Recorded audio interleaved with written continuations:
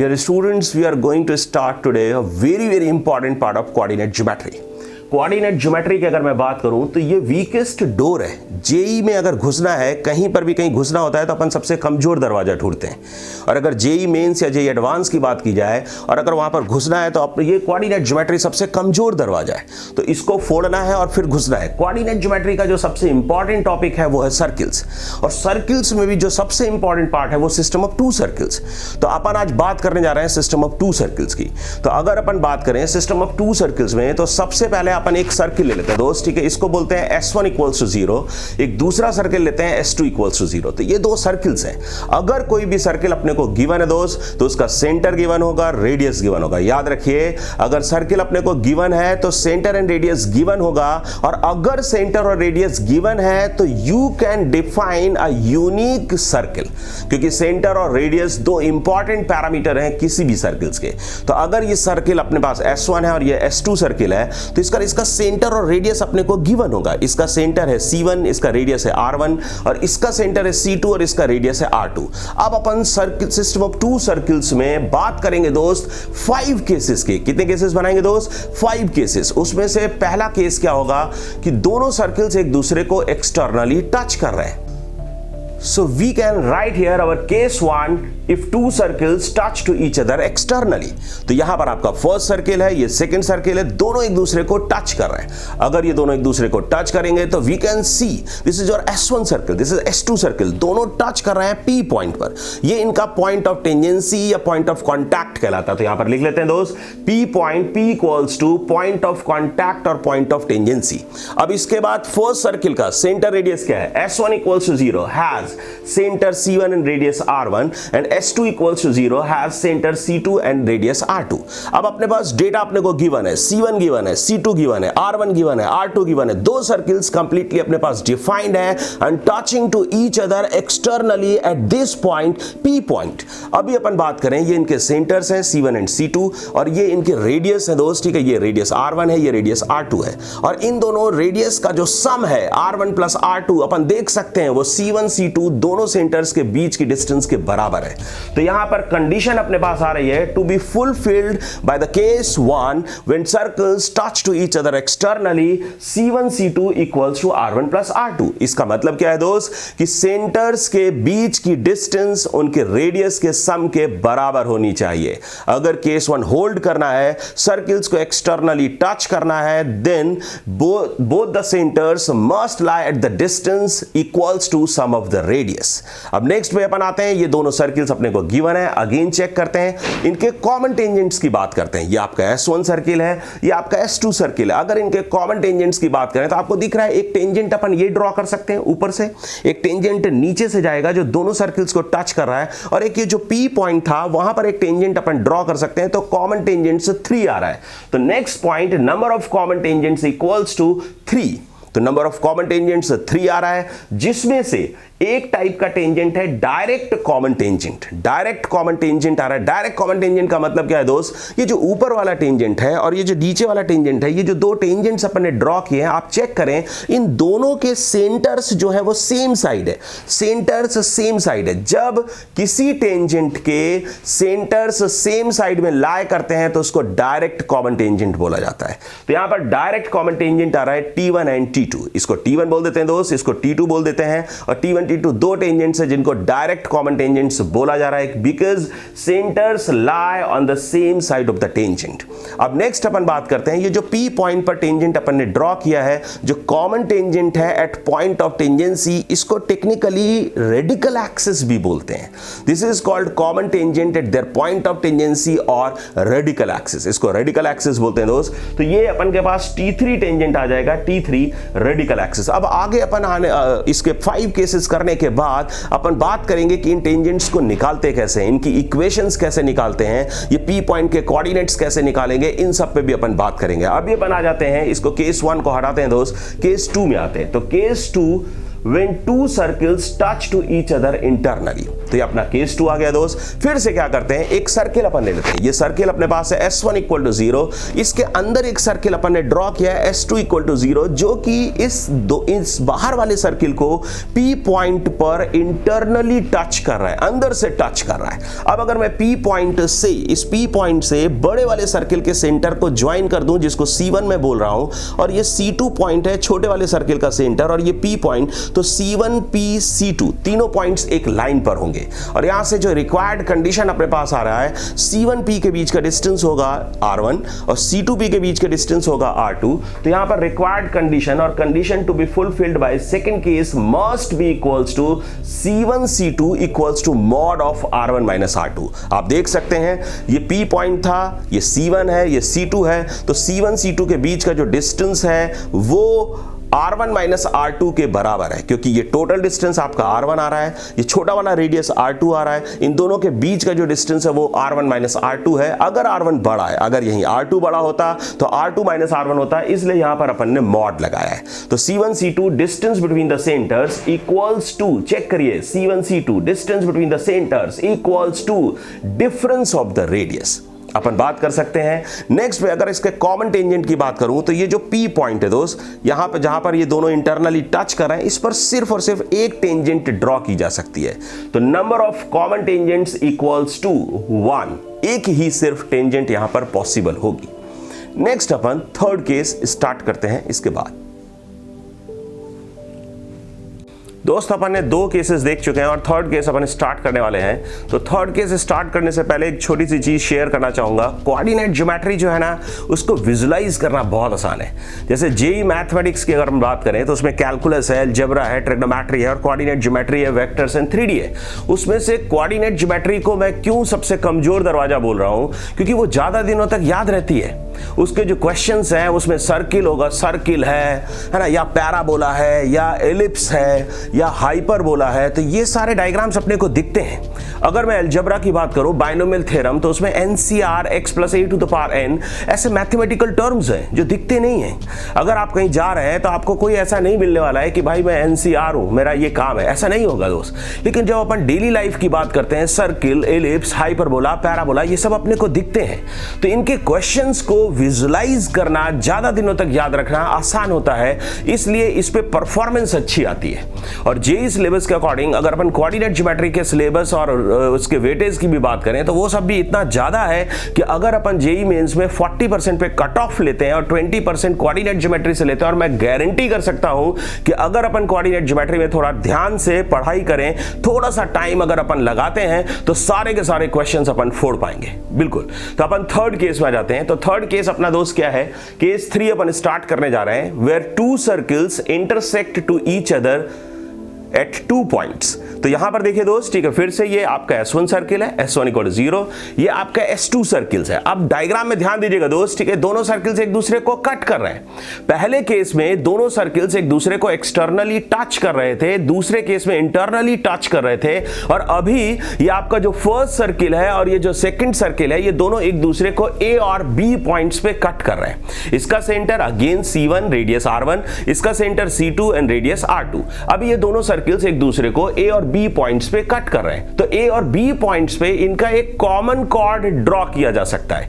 Common chord भी radical axis का एक स्पेसिफिक केस होता है, जिसका इक्वेशन अपन S1 minus S2 equals to 0 बोल सकते हैं। तो अभी अपन अगर बात करें कि ये इसके 2 सेंटर्स हैं, यहां पे सेंटर C1 है, यहां पर सेंटर C2 है, इन दोनों के बीच के डिस्टेंस की अगर अपन बात करें, condition to be fulfilled for the third case should be C1 C2 greater than mod of R1 minus R2 and less than R1 plus R2। तो बेसिकली फंडा क्या है दोस्त, ये जो 2 सर्किल्स थे, अपन ने जब फर्स्ट केस देखा था तो एक्सटर्नली टच कर रहे थे, तो C1 C2 equals to R1 plus R2 था। अभी अपन सर्किल्स को थोड़ा करीब और करीब और करीब लेके आएंगे। तो केस 1 से विजुलाइज करिए कि जब दोनों सर्किल्स एक दूसरे को यहां पर P पॉइंट पे टच कर रहे थे, और अगर मैं दोनों सर्किल्स को एक दूसरे के क्लोज लाऊं, उनके सेंटर्स को अगर करीब लाऊं, तो ये दोनों सर्किल्स एक दूसरे को कट कर जाएंगे 2 पॉइंट्स पे। तो इसका मतलब जो C1 C2 फर्स्ट केस में R1 प्लस R2 था, तो अभी R1 प्लस R2 से छोटा होगा। तो यहां पर सेकंड का अपन ने देख रखा है कि जो C1 C2 का अपर लिमिट है वो R1 प्लस R2 है। R1 प्लस R2 अगर अपन यहां पे इक्वालिटी होल्ड करा देंगे तो केस 1 अपीयर करेगा, और अगर C1 C2 R1 plus R2 से छोटा होगा तो केस 3 अपीयर करेगा, केस 3 अकर करेगा। और वही अगर अपन केस 2 की बात करें, केस 2 अपन इधर देखते हैं, जो इंटरनल टचिंग वाला केस था जिसमें एक सर्किल दूसरे सर्किल को इंटरनली टच कर रहा था, तो C1 C2 distance between the centres mod of R1 minus R2 के इक्वल था। सेंटर्स के बीच का जो डिस्टेंस था वो mod of R1 minus R2 के बराबर था। लेकिन अगर मैं अंदर वाले सर्किल को बाहर लेके जाऊं तो ये दोनों सर्किल्स एक दूसरे को A और B पॉइंट्स पे कट कर जाएंगे। अगर ये दोनों सर्किल्स एक दूसरे को A और B पॉइंट्स पे कट करते हैं लाइक अवर थर्ड केस, तो A और B इसका कॉमन कॉर्ड होगा, और कॉमन कॉर्ड होगा और C1 C2 का जो डिस्टेंस है, सेंटर्स के जो बीच का डिस्टेंस है,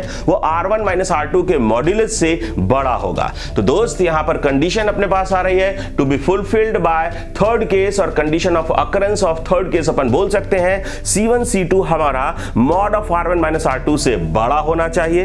तो लोअर लिमिट क्या आ रही है दोस्त, mod of R1 minus R2, R1 plus R2 से छोटा होना चाहिए। तो अपर लिमिट क्या आ रहा है, R1 प्लस R2।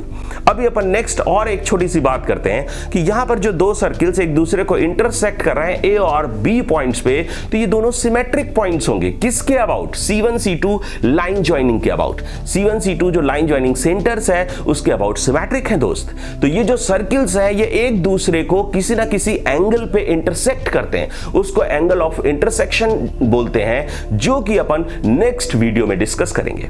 तो एंगल ऑफ इंटरसेक्शन होता क्या है दोस्त, कि अगर इन दोनों सर्किल्स के कॉमन पॉइंट A पर मैं टेंजेंट्स ड्रॉ करूं, अगर दोनों इस A पॉइंट पर टेंजेंट्स अगर मैं ड्रॉ करता हूं, तो उनके जो बीच का एंगल है उसको angle of intersection of to curves कहा जाता है। वो कर्व्स सर्किल एंड पैराबोला भी हो सकते हैं, वो कर्व्स सर्किल एंड सर्किल हो सकते हैं, सर्किल एंड इलिप्स हो सकते हैं, इलिप्स एंड इलिप्स हो सकते हैं, लाइन एंड सर्किल हो सकता है, लाइन एंड हाइपरबोला हो सकता है, हाइपरबोला एंड सर्किल हो सकता है, कुछ भी हो सकता है दोस्त। कोई भी दो कर्व्स के लिए अगर एंगल ऑफ इंटरसेक्शन अपने को डिफाइन करना है तो कॉमन पॉइंट पर दोनों कर्व्स पर टेंजेंट्स ड्रॉ करते हैं और उनके बीच का जो एंगल है उसको एंगल ऑफ इंटरसेक्शन कहा जाता है।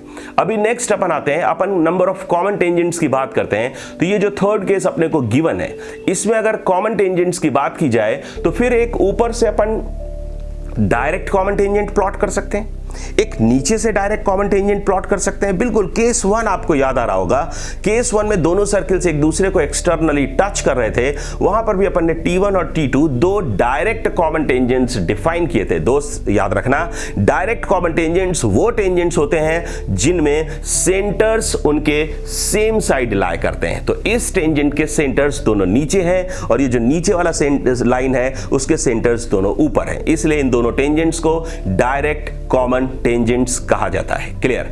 अभी अपन नेक्स्ट मूव करते हैं दोस्त केस 4 में। केस 4 अपन यहां पर चेक करते हैं, if two circles are neither intersecting nor touching to each other. यहां पर केस 4 अपन ले रहे हैं, neither intersecting not touching, but उसमें से जो केस 4 है उसमें अपन बोल रहे हैं one circle completely lies outside of another circle, means both the circles are completely outside of each other. दोनों सर्किल्स कंप्लीटली एक दूसरे के बाहर है। तो अगेन ये आपका S1 सर्किल आ गया दोस्त, ये S1 इक्वल्स 0 सर्किल ये अपने पास है, S2 इक्वल्स 0 ये सर्किल अपने पास है। अगेन इन दोनों के सेंटर्स हैं, सेंटर्स को ज्वाइन करने वाला जो लाइन है C1 C2 उसका डिस्टेंस अगर अपन चेक करें, C1 C2 दोनों सेंटर्स को ज्वाइन करने वाले लाइन का अगर अपन डिस्टेंस चेक करें तो वो R1 प्लस R2 से बड़ा होगा। तो condition to be fulfilled for fourth case should be C1 C2 greater than R1 plus R2।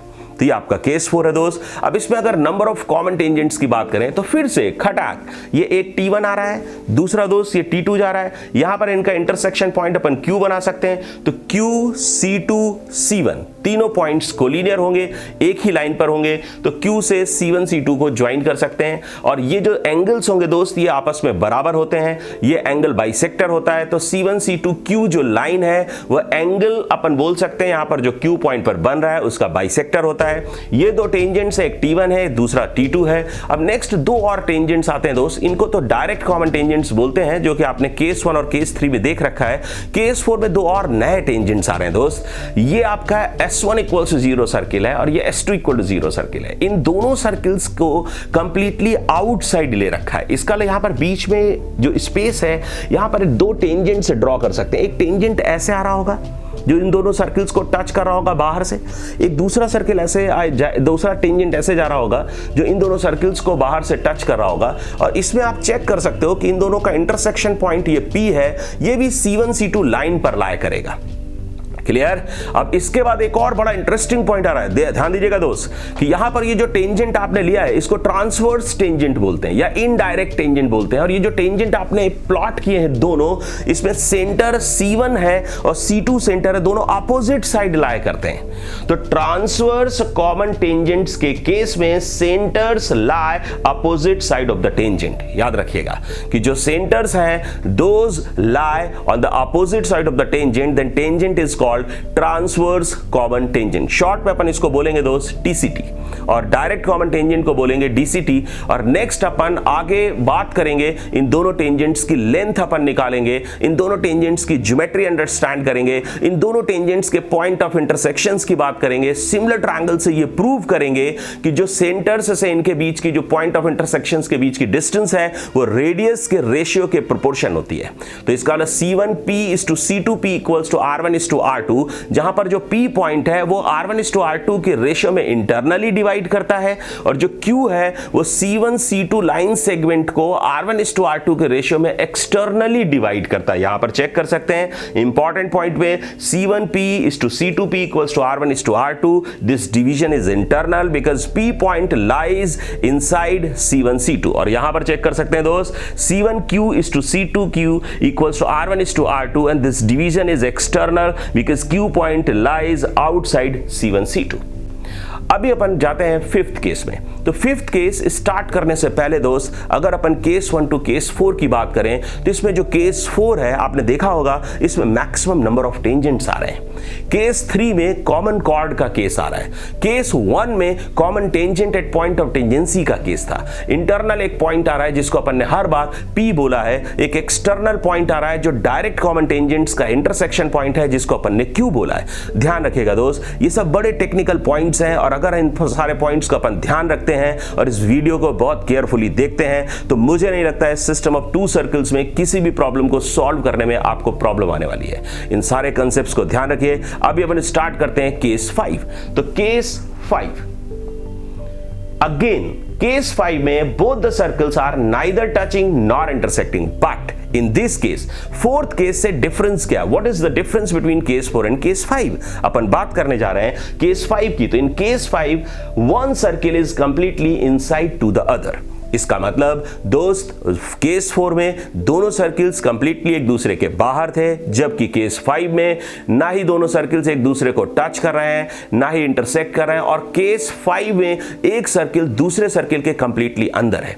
तो यहां पर दोस्त ठीक है, ये एक सर्किल अपने पास आ रहा है, से ठीक है this is S1 equal to 0, और एक दूसरा सर्किल है S2 इक्वल टू 0 जो इसके कंप्लीटली अंदर है। ध्यान रखोगे दोस्त, यहां पर ना ये किसी केस में टच कर रहा है, ना ही किसी पॉइंट पर इसको इंटरसेक्ट कर रहा है। इसका कोई भी कॉमन टेंजेंट नहीं होगा। ध्यान रखिएगा दोस्त, यहां पर number of common tangents equal to 0 in this particular case. कितना आराम की बात है, इसमें कॉमन टेंजेंट्स निकालने से अपन बच गए।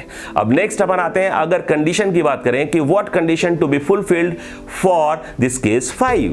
तो यहां पर देखिए दोस्त ठीक है, ये आपका C1 सेंटर है, ये C2 सेंटर है, और C1 और C2 इन दोनों के जो बीच का डिस्टेंस है ये R1 माइनस R2 से छोटा होगा, बिकॉज यहां से पूरा डिस्टेंस R1 है, C2 से ये डिस्टेंस R2 है। तो जो C1 C2 डिस्टेंस अपने पास होगा, C1 C2 सेंटर्स के बीच का जो डिस्टेंस होगा वो less than mod of R1 minus R2 होगा। तो C1 C2 less than mod of R1 minus R2, ये कंडीशन है, this should be fulfilled for occurring of this case 5।